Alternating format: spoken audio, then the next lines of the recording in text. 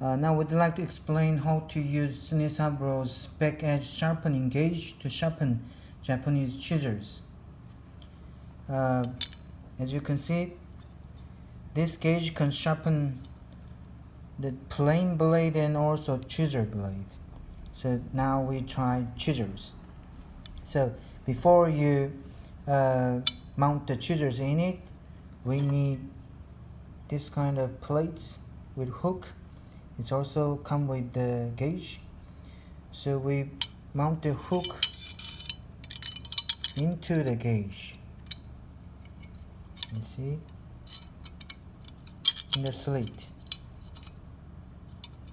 And then we insert the Japanese chisels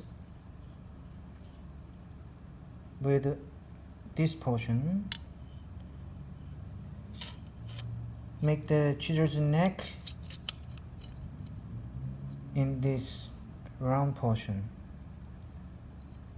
and insert it to the end, and then fix the screws on the bottom.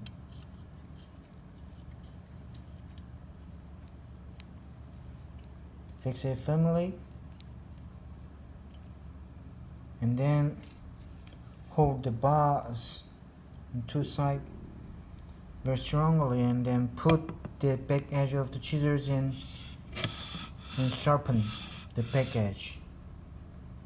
That's all for today. Thank you.